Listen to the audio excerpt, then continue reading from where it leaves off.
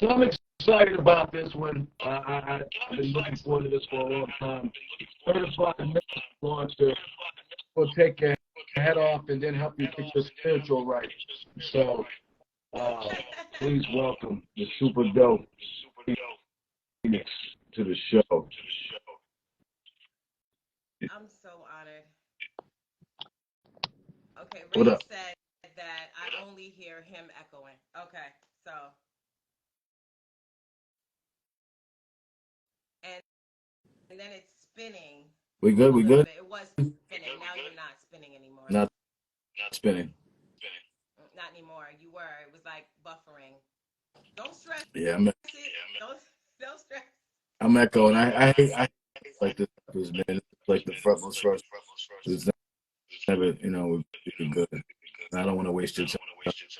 Uh, It's all good. let's run it though. We're gonna see if we can.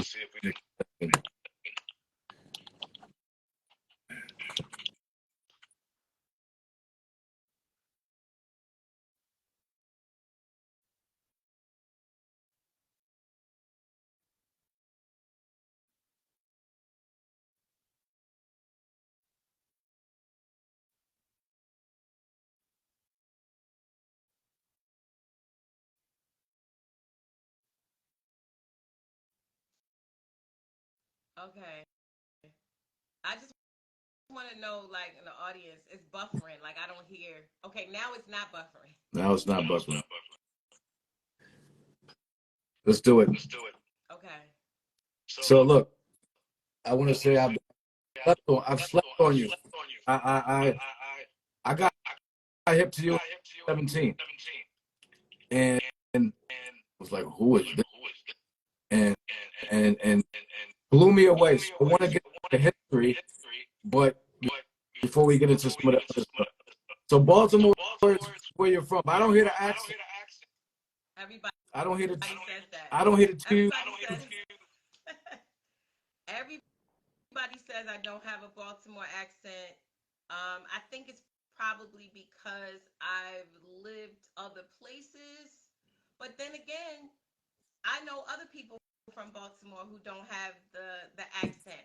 It might come out a little bit if I'm talking in conversation to people, other people who are from Baltimore. But I don't know. It trips me out too because the Baltimore accent is very distinctive. It's very it's it is very different from. And everybody says they don't have accent. Like you talk to people from Philly, and they're like, "I don't have an accent." I'm like, "Yeah, you do.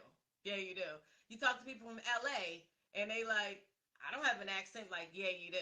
So Right. everybody has an accent, but the Baltimore accent is so distinctive, and for whatever reason, I don't have it. That's crazy. I got mad love for Baltimore. I've always had somebody run up on me every time I go down there, but it's always I love Baltimore. So let's go back to the Little Phoenix before you became. What was it like running around Baltimore? I mean, what was it like your early? Because that's important to me as far as like what made you before you got to what we have here. Um, the early days. I've always been doing musical related things. That's just number one. Like I grew up learning how to play an instrument, so been musically inclined before I was even into rap. I was into music. You know what I'm saying? So music has always been a part of my life. Um, I was very active as a child, like as far as like just being involved in a lot of different activities, sports.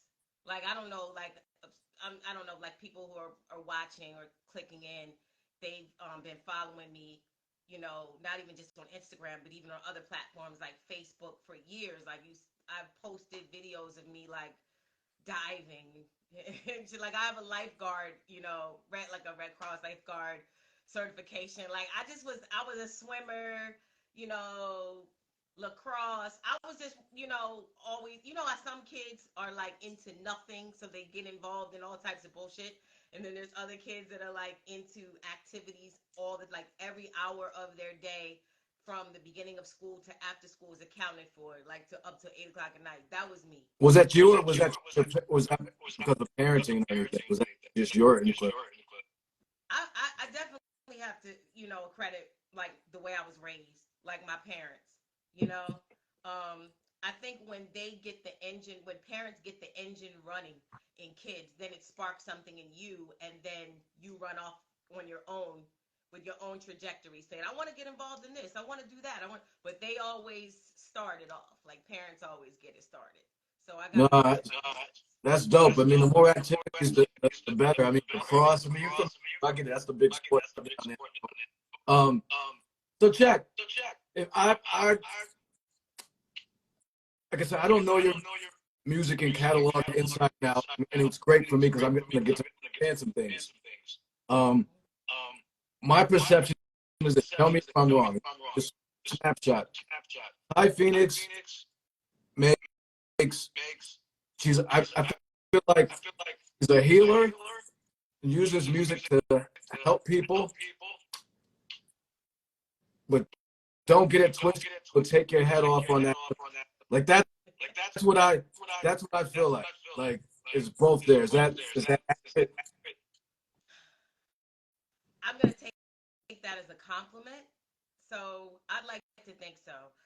I like to think people hear my music, whether they were known about me or whether they, like, just were stumbling on their feed and somehow I pop up. I like to think people hear me rap and they go, "Oh, she takes rap seriously." Like, I want people to get that before they even, anything else. No, that's what I got from it. And First Lady on Sign the Rawkus, right? If I'm not mistaken. Yeah, How did that come about? That's it's so, now speaking about Rawkus, it's like such a historical thing. Like, when people have conversation about, like, the golden era of rap, Rawkus comes up. And yeah, I think, if I'm not mistaken, I think I was the first and the only woman they signed, right? I I'm believe not so. really sure. I can't. Don't think of anybody else. Yeah. Yeah, I think so. That came up. How did that come about? Oh, wow. So I was signed to Universal Music Group prior to Rawkus. Okay, I was signed to a label called Group Home. When was That's this? the Lost Boys. Um, what was this? I'm really. If anybody had any question about my age, like, okay, so I was label mates with the Lost Boys and an MC by the name of Cannabis. We were label mates on Group Home Entertainment. What? Yeah, this is trivia for people, the rap heads that are like, what? Yeah, Cannabis was my label mate. They were like, and the answer, AI, Allen Iverson. Yeah, we were all like, Cannabis, Allen Iverson, and who else said? the The Lost Lost Boys. Boys. Rest in peace, Freaky Ty. Freaking Tide. Yeah, Group Home Entertainment. So this is like And late 90s, right? very late, early 2000s. Early 2000s. I think very early 2000s. Yep. So And yeah, so that was before that. yeah, right when, do you remember the era when there was a source cover, and on the source cover it was like Cannabis, Big Pun, Cameron, Corrupt. It was like a lyrical explosion. Like, I know which one they you're had talking just done the song. Yep. The 4321 had just come out, and I think that was the song that ended up sparking the beef between LL, and it was that time. Whatever year that was. Whatever year that was.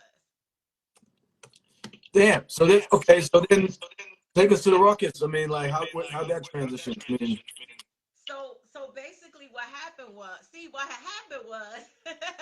this is major trivia, right? Major history. But so I was like, no shade, to that era, to that time, that experience, because I love every chapter of my life at this point. I embrace it all, Everything leads up to where you are now. So I was like, AI, the answer?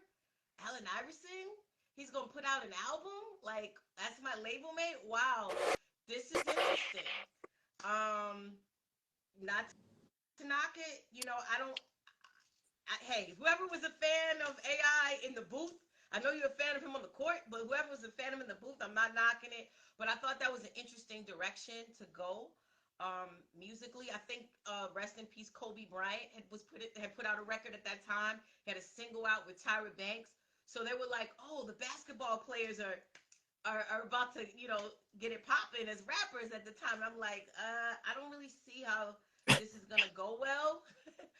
So I had at that time I was frequenting the Brooklyn scene. So I was over there in Brooklyn Moon, and in Kiru Books, which was Kwali's bookstore at the time. And Kwali and Most used to have those open mics over there. So I was familiar with them in that circle. So in making some music, making some songs, I connected to Kwali, and I was like, Kwali, I need you on a verse for, you know, song or whatever, you know. So I submitted my songs to the label the time, and I was like, yeah, this is where rap is going right here. Like, all that basketball stuff, I don't know, but this is where rap, and, you know, they were like, I don't know. So looking at what was developing with Kwali in that Brooklyn scene and Most and just all of that, I was like, I need to be where they are. I need to go where they are, because I think they'll understand my direction over there. I think they'll get what I'm trying to do. So long story short, after, you know, taking a couple meetings and, you know, playing them the music, that's what happened. It sounds like I was a label hopper, but this was a time when people gave a fuck about being signed to labels. You know what I'm saying? So. Yeah. It made it. I mean, it was real, and we know it's a different game, right? So let's fast forward to your debut album, which I didn't know. How'd you link up with Apathy? That's my brother. He did 3 joints on it. Apathy. I connected to Apathy by way of the Beat Miners. Oh, okay. Yeah. Yep. They kind of, he was like, you want Apathy? Mr. Walt was like, you want Apathy to do some joints? And I was like, yeah. You know, because we were all label mates at the time. Like, because the Beat Miners and the Cocoa Brothers and all, they were all on Rawkus. So that's how I got to meet all of those other rappers that I ended up being connected to, like the Polyrhythmatics and all, because they were, you know, they were all on Rawkus. So at that time, but after, because the debut album didn't come out on Rawkus. The debut album came out on Baby Grand. Right. You know what I mean? It's a label hopper, you know.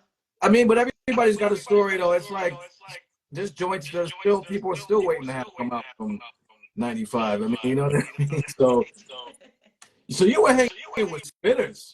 So I mean, you was like around some heavy duty spitters during that time, and you made a point that because you were, you know, you were around that type of MC, you weren't really being asked to do the ratchet and get all crazy. You were actually taken pretty serious. Yeah, I was excited because, as you know, that was a dynamic time in rap. You know what I mean? To be on a label, and at any given point when you know, go up to the label, like, let me just go up to the label today, and you bump into Fairmont, or you bump into Mos Def, or you bump into Tech and Steel, or you bump into, you know, because they're releasing posthumously releasing the Big L album, you know, and you're like, yo, I'm surrounded by like supreme lyricism. You know, I must be doing something right. That's all I would tell myself at the time. Like, I must be doing something right for me to, even if this is not my last stop, or even if this is just the fact that I made it at this point, I clearly am following a divine path. Like, you know what I mean? Yeah, no, that makes perfect sense. And it was smart of you to like recognize that. Sometimes people don't recognize that. Just gears, switching gears. Like, oh my God, nah, you good. Like you're hanging around, like you said, elite level MC. So, all right. What I wanted to get into is a glaring topic in hip hop, and you've been talked about it before. So this ratchet whatever vibe in music and hip hop, particularly with ladies. You've been on record saying, that you think there's an agenda to kind of keep people, men and women, on a lower frequency, and that you don't necessarily think that everybody just wants to see the booty rap or whatever. Right? Elaborate on that. You said I don't. You said what I don't what?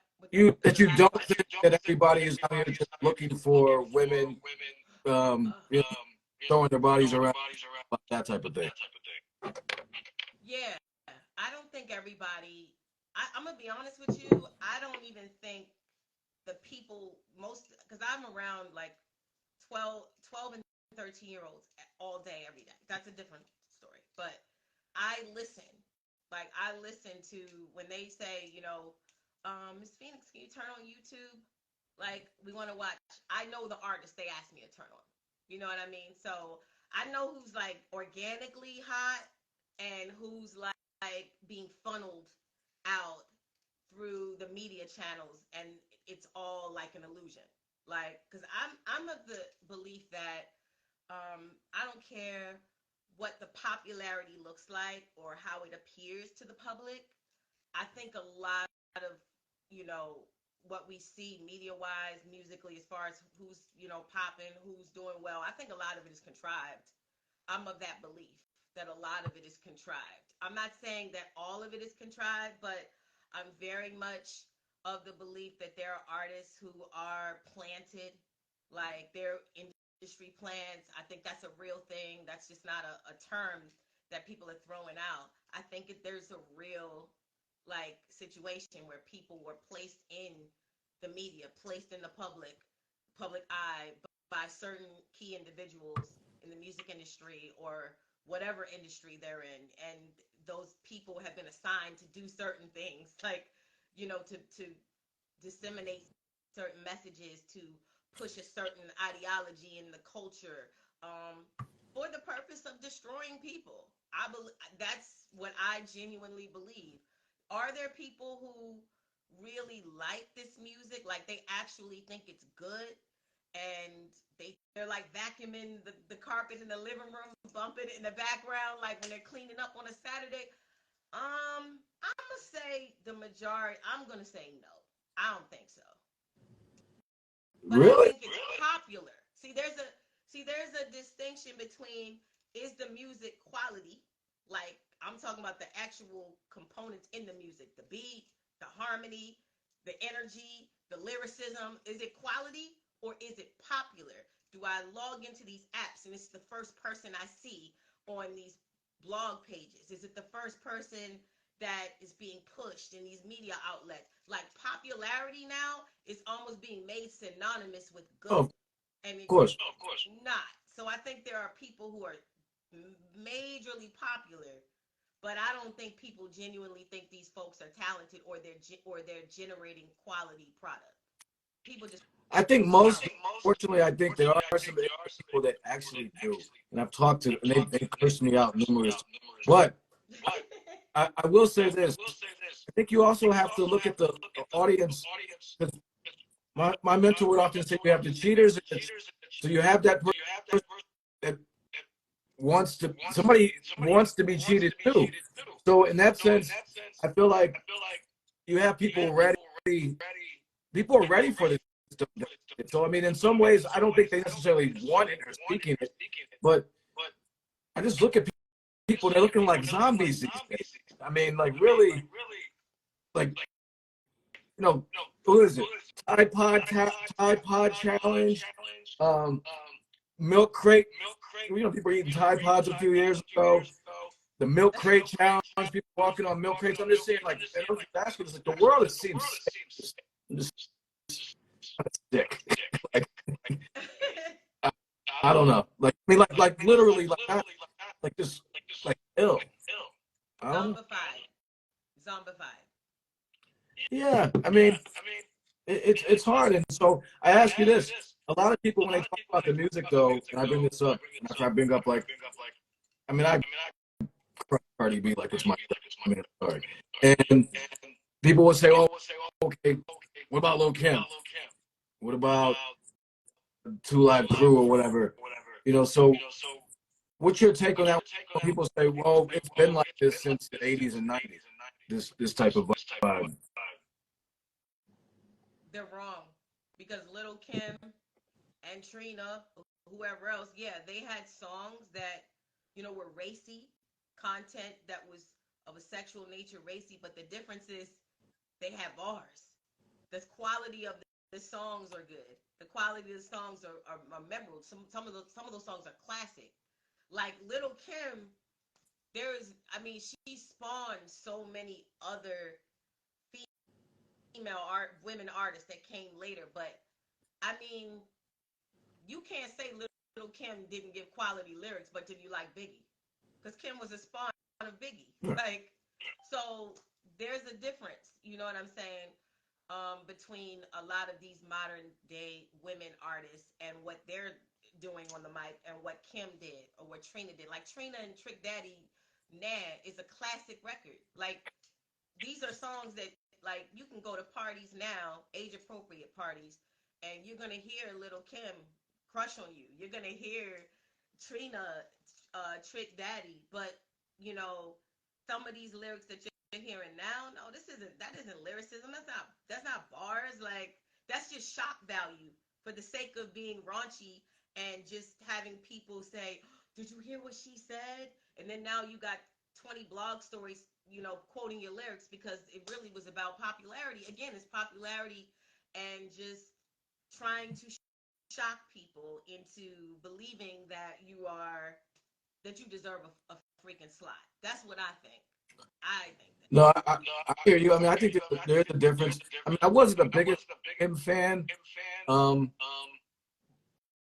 but what you're saying makes perfect sense. I mean, the music was light years better. I mean, it's not even close. I mean, because for instance, so Brother Jay, we have a show, Brother Jay from X Clan, and big up to him. And we had him on a couple of weeks ago, last month rather, and he was quoting. I didn't know he was quoting the lyric at the time. He was like, "Pussy pink, booty brown." I thought he was joking, and then I was like swiping through, and I was like, "What? Like that's real?" And it blew me away. Do you feel an obligation, um, as a woman to kind of take other ladies under your wing, to speak out on it, to care about it, or do you just say, I'm in my lane and I'm doing what I'm doing? In recent times, I've leaned more to the latter. Not because I don't have an opinion about very crass elementary lyrics, whether they come from men or women, but I just feel like, yo, there's the dirty glass and then there's the clean glass of water. Just be the clean glass. Like, because trying to argue with people nowadays and convince them like this is horrific. Like this is not like I don't really oftentimes choose to expend my energy in that way.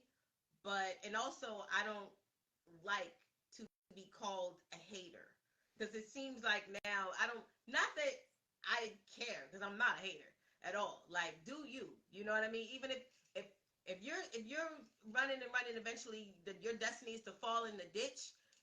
Then I'm not gonna stop you. That's what you're destined to do. But nowadays the word hater, oh, you're hating. You know what I mean? Like, oh, I ain't got time for it. I'm like, look, it's a fad anyway. I've obviously, as you can, I'm sure deduce, I've seen many different phases of rap. I've seen many different chapters, and this one will come and go like many of them came and went. So that's really been my focus right now. you know, because people tend to really try to say if you don't support everything that women do, that you're anti-woman. You know what I'm saying? Like I'm supposed to, because I'm a woman of color, right? So there's another woman of color on stage rapping, saying whatever. If I don't raise, like raise the roof for her, like wave a flag for her, then I'm being anti-woman. Yep. And I don't, But now what I'm seeing is more men even are speaking out, like saying, I've seen I've seen so many men recently, like saying, even as men who admire women, this is not admirable. Like men are saying Yeah. that now, like No, it's crazy. You made a point though about the. I was kind of go there. The fact about like if you don't support other women, anything another woman is doing, or another black male or whatever, it's like, yo, I'm not co-signing everything you do just because we rock. Nah, like that's crazy to me. It's mind-boggling. It's wild to me. I'm just gonna co-sign your bullshit because yeah. And so you kind of just stay quiet about it. Now, would you, if a young lady came to you and wanted like advice or guidance or anything, would you help her with that? As far as like the rap business? Yeah. Yeah, absolutely. I don't any sort of expertise that I feel like I've gained. I think you have an obligation to share your information and share your knowledge. You know what I mean? Like, who is that? I forget. Sophia Chang. I follow her. She's like, if you have, experienced this and you survived that and you were awarded for doing this and people look up to you and respect you for doing that and you're not mentoring or you're not providing information, you're an asshole. Like It's selfish. It's she has selfish. a whole post about that. That's great. It's selfish. So it's a good book. What advice do you have for any ladies since you're really trying to rock in this game in 2023? Wow. Right? Because that conversation with an aspiring rapper, say 5 or 6 years ago, giving advice, that would be different from what I would say today, right? It changes so much. Yeah. Because I'm still taking notes and learning, like, because, you know, there was a time when, okay, what I learned was that if, in terms of being a quote unquote good artist or an artist that people think is interesting enough to listen to or interesting enough to go watch in public or whatever, um, I gotta what? Make sure my lyrics are honest. Make sure my lyrics are quality. Make sure that I improve my sense of musicality because I'm picking beats. Like you're picking beats, so you need to know music. Like so, we've got the music and the lyrics, and then I've got to have stage presence. So I've got to know how to engage an audience, whether there's 10 people in there or 200 people in the venue, and just like what is it? Karis One wrote that book on how to be an MC or something. So he tells you what to do from the minute you get on stage and you keep your jacket on, and which song in the repertoire where you take your jacket off. And if your mic goes out, the person all the way in the back should still be able to hear you. So we're talking about vocal projection. We're talking about breathing or rapping from the diaphragm versus the throat. Yeah. Like your rhymes sound different when you rhyme from here versus when you rhyme from here. So it's like all the stuff I've learned, right?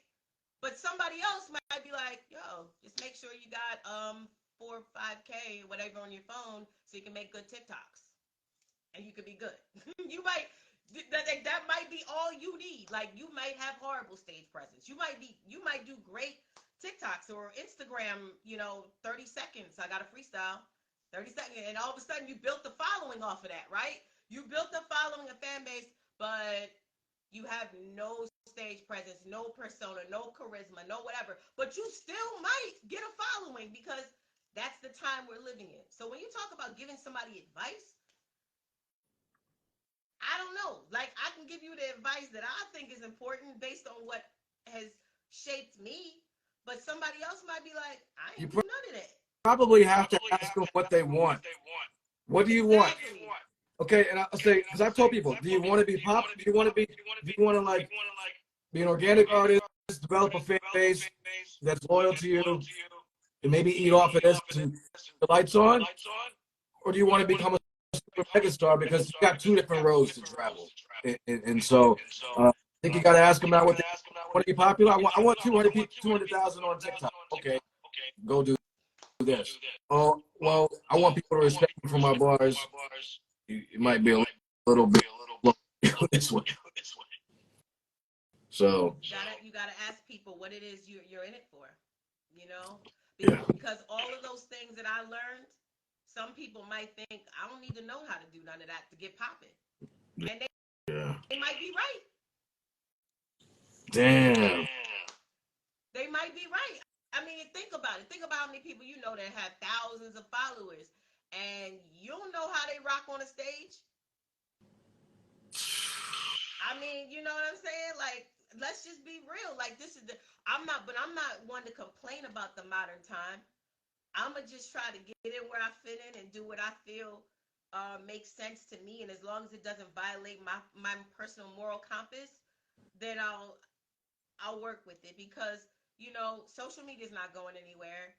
Um, the idea of going viral and generating content and your life is about content more than it is about a quality album or a quality catalog or a quality. Your life is about content now. Like, I just need content. I was like, well, are you gonna finish a song? Are you gonna finish those 5 songs and do the EP or put out the album or whatever? No, I just need content. Like, I'm not gonna tell people that's right or wrong because that's the time we live in. So it is what it is. For me as a fan, I tell people the content should support your other stuff that you're working on. So if you do the joint in the car, or if you're out and you do something in the studio real quick, that's just teasing people because you're actually going to put out a project. You're going to put something out. So that, I mean, that's how I look at these. I just call it the filler material. It can be the basis of your artistic existence. That's wise. That's wise. Like, okay, use it to funnel the real stuff, is what you're saying. But the truth of the matter is sometimes people don't know how to do the real stuff. Yeah. You could have an amazing 12 bars, and then I hear a 3-minute song, and I'm like, nah. All the time. I mean, when anybody sends me something from somebody in a car and in their FedEx truck, motherfucking UPS, I'm like, they're like, oh, this is dope. I go straight to their page. I scroll. I go through. Where's the music? If it's spitting over industry, if anybody spits over Shook Ones, Triumph, another motherfucking time, I'm gonna blow my top. I don't want to hear that shit. I can spit over Shook Ones. My grandson can spit over Shook Ones. I'm serious. It's like original music. I mean, I'm complaining as a fan because I don't hear enough of that. I hear like people flipping old joints all the time. I want to hear you. I mean, that's just me. I'm sorry. It's almost like you read my mind because there was a time, like, I have a running joke with a friend of mine. There was a time we were like counting how many times we saw people rapping over Quiet Storm. It was just like it was like, yo, I was thinking to myself, damn, I know Havoc is like, damn, my publisher is crazy. Right? It's lazy to me. I don't know. I mean, and but that's the thing now. It's quick hits.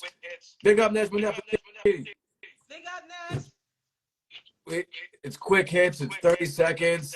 I mean, I look at my I look at my videos. If I speak for a minute, it shows how long people watch it. It's like 15, 20 seconds. And then they're asking me shit in the comments that I said in the video. Sorry. I'm getting hot right now. All right. Yo, you produce too, right? I do. I'm not going to cap and act like I've been producing more than I've been rapping, but I do produce. There's so much evidence of that. There's evidence of me winning championships and beat battle, so it's out there. So people be like, "Oh, you produce? Everybody bought a drum machine. Everybody produced." No, I really like, people notice like half woman, half amazing. That song I produced it. Yeah. Like people, yeah. Like so, I produced. And the cool thing I would say, talking about myself in third person. The cool thing about Tiye Phoenix is that that's what's that's what's yeah, you that's what just people never do. know. Like I might just produce like tomorrow. Like I might just you just never know. But for the most part, I have been rhyming on other people's beats in recent times. And what is the reason for that, you ask? Just be, he's like, I didn't ask you that. No, we good. This is the best part. You tell me shit that I didn't ask. That's the better. Right. Um, what is the reason for that? Just because I like to connect to different musical compositions that artists that beat makers, producers. I just like other people's stuff. You know what I mean? That's why. Yeah, I hear you. But that doesn't mean I'll never produce ever again. Or I mean, how is your stuff grown? Well, did you have any albums in between the debut and 2020? Like full projects? yeah, the master's program. I'm saying in between that. Um, the 2020. So 2009 was half woman, half American, right? Yeah. I just put out like little singles and stuff. Like So how little was your stuff. music? How would you say you've like grown in between those two major projects? They're both dope in their own way, but they're really different to me. Yeah.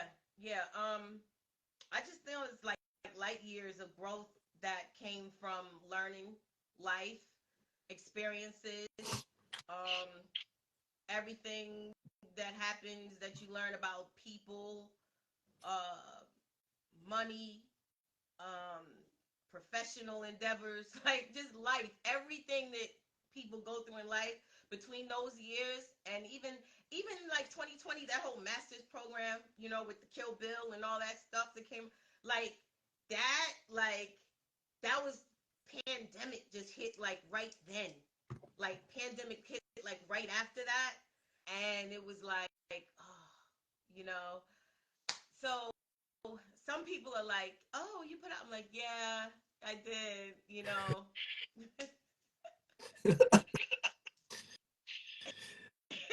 I think it's that Kill Bill joint that gets a lot of play in the crib.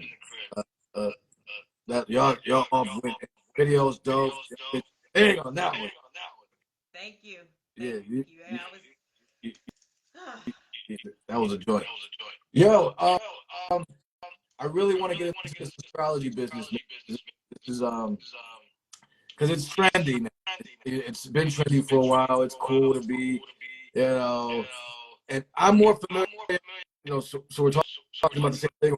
I'm more familiar with Eastern astrology as far as like Hindu or Chinese, but I do understand some of the stuff that you shared in some of your posts.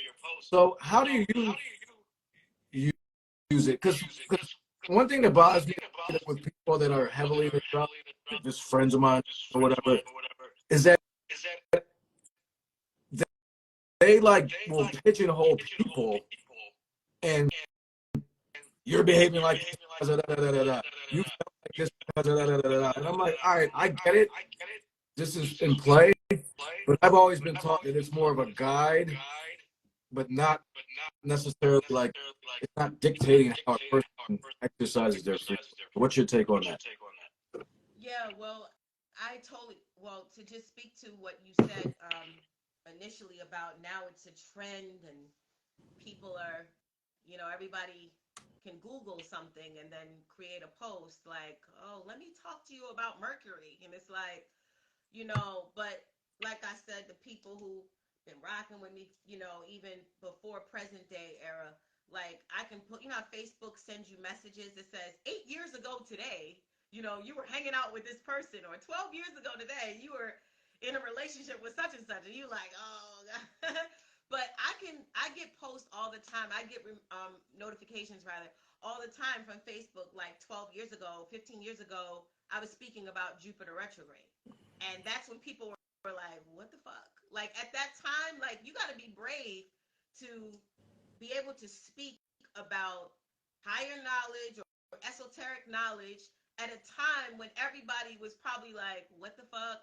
2 likes on it or whatever, and you know because you have a vision, you know where life is going. You know everything. There's nothing new under the sun. So even if something was, commonplace 2,000 years ago, it's gonna come back because everything happens in cycles. Right. Just astrology just tells you when. So I see those posts where I spoke about, like I said, the planetary retrogrades, Mercury retrograde, or I talked about your Saturn return, or I talked about those things on Facebook and Instagram 5 to 10 plus years ago because I was studying it back then and building a clientele, a astrology clientele, a business for the last 5 plus 6 7 years or what have you. So now to see people just using it as a marketing tool or just kind of incorporating it into their social media content just because knowing that if they were sitting down in an interview like the way I'm sitting down with you right now and you asked a question like, well, all right, randomly, like, tell me how Jupiter is active in your chart right now. Like what are the main events happening in your life right now that Jupiter, they probably would log off. And I'm not saying that astrology, I knew it would become pop. I knew it would become pop at some point because it's ancient knowledge. And we're in a time like Age of Aquarius, so knowledge is going to be prevalent. A lot of people knew that, saw that coming. But yeah, it kind of makes me feel weird. Sometimes I'll be like, I just did some content earlier. I haven't shared it yet on a post on the planet Saturn, which is in Pisces. And Saturn deals with responsibilities, and Pisces is music. So I've been talking about how you're going to start to see this resurgence of people being more responsible. You see this whole argument between D1 and Rick Ross about lyrical responsibility. That's Saturn going direct in Pisces. So I talk about how that's, in the climate right now, like being responsible with your music. So you can't just say the most shocking, disrespectful, crass, ignorant thing anymore. You can't. Like Saturn is direct now. So that's what that post is about. But sometimes I'm thinking about creating these posts and I'm just like, but I just saw 10 posts, like, and now I'm just in the throes of something that's trendy, and when things get trendy, then they become corny. And then, but then again, I have the North Node in Aquarius. This is what I'm supposed to do. Like I'm not going to thwart my own destiny and divine instruction because other people are experiencing a fad. You know Right. what I'm saying? So I completely agree with you. It is like everybody has something to say now about Mercury and Pluto direct and whatever. And it's like, yo, I'm a firm believer. Fuck trends, fuck marketing tools. Give information, spew information into the ears and hearts of people to help them. Like that's what I said. Like if I'm gonna talk to you about astrology, I want you to hear something I say and be like, yo, you just gave me a missing puzzle piece for some shit that I was trying to figure out. I got this situation at work, or I got this dilemma going on in my relationship or whatever. And you just helped me realize something. Like if the information is not going to be a tool that you can use, it's just about likes, clicks, and follows, like, and you really didn't even study it to begin with. You Googled some shit or use the AI tool or whatever. Like that shit is, I mean, I can see through it, so I'm sure other people can see through that too. But no, I'm a firm believer. Like, yo, if I'm gonna give you this information, hopefully it will spark something in you or give you, like I said, the tools you needed to move to a greater level in some area of your life. A lot of people can't see through it though, and they want the smoke. Everybody wants the quick shit. So it's like people want that fluff, right? So like there's people, I mean, a ton of Instagram astrologers out there, people doing a lot of, you know, and unfortunately people have to weed through that shit. Do you do charts and stuff too? Yes, yes. There are several people I've seen that have come in this chat who are, I guess, clients for a couple years now, maybe like 6, 7 years now officially. So people know they come to me. I read their charts, not only tell them what's in the chart and what's been in the chart since the best time of year to do this. Like, oh, don't start your business next week. Wait until February, because if you wait until February, Venus is going to be, conjunct your Venus and blah, blah, blah. Like, so that's what I do, literally. That's dope. So, what's your, as we said earlier, the world is, I mean, bananas. I mean, school shootings and stuff. I mean, stuff is so, the wild shit is place, and the dope shit or authentic stuff is rare. I mean, it's not turvy to me. What's your astrological take or spiritual take on as far as just what's going on? Why? Because things, to me, it's just it's wild, and I have faith and stuff and things I believe, but I'm just curious what your take is. Oh yeah. Well, currently this is Scorpio season. Scorpio is the sign of the underworld, intense emotion, death, transformation. As you know, there's a lot of talk about war, and the planet Mars, it rules Aries, but it also rules Scorpio. And when a planet is in the sign it rules, it's like it's got an extreme amount of power. So Mars rules Scorpio, and right now Mars is in Scorpio. So that's why we've been unfortunately hearing about a lot of senseless death over there, in Palestine and Israel, the whole fight for Gaza, all of that scorpionic. Um, it's funny. I was actually doing some research earlier and listening to a video speaking about Israel's chart, because just like human beings have charts, countries have charts. Like anything that's born has a chart. So Israel's chart is, to just make it simple, the placements in Israel's chart are pretty wild as far as like some of the events that are going to be happening. That's the best way I can put it. Because Scorpio, again, is the sign of death and transformation. And we're in the throes of Scorpio season, where we just had a lunar eclipse in Taurus Scorpio. So there's a lot of serious changes just going on the global level. What about on the individual level? That's interesting that you say that, because like I'm getting the rug pulled out from underneath me right now as we speak in like all sorts of areas. And I'm like, and heat up in this bitch. So is that on an individual level too, or is it just more collectively? No, absolutely. It's individual and collective. What happens in the personal domain of your life, it spills out collectively. We're all interconnected. So, depending on your personal chart, like let's say you are a Scorpio and you had a birthday like yesterday or whatever, like, so you got Mars and the sun, Mercury, all aspecting your Scorpio sun. So, what's happening for a person who has a chart like that might be a little different than, say, someone who has planets in Virgo or whatever. Because right now, see, there's not many planets in Virgo, but Saturn's in Pisces opposite Virgo. So there could be someone who's a Virgo that's having interesting relationship dynamics. So there's always something impacting your personal chart, to answer your question. Like, Gotcha. there's always, and you gotta just either know astrology or talk to somebody like me, so I can tell you, like, yo, Mars is squaring your Mars. So if there's anybody in your job that's always challenging you or giving you a hard time, stay away from them for the next 2 days, and then like 3 days. Like, I tell people shit like that. You know what I mean? Because there's always some shit going on aspect of your chart. Damn. Like to talk, man. I just know I'm a Gemini. It's getting crazy for me. That's all I know. But all right, yeah. Well,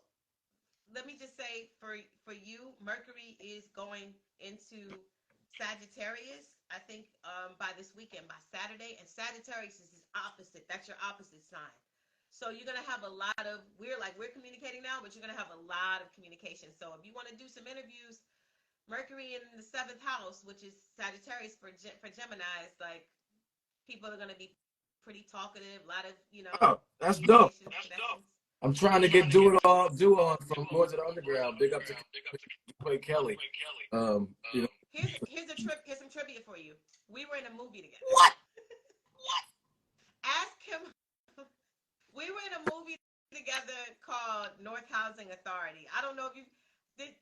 You probably I never share it as like a throwback Thursday, but there's like a scene where I have on this long fur coat, like Pam Grier, and I got a gun in my hand, and I'm like, I'm gonna be the last motherfucker you carjack in your life. This is what I say in the movie, right? So he played a cop in that movie. Yeah, it was.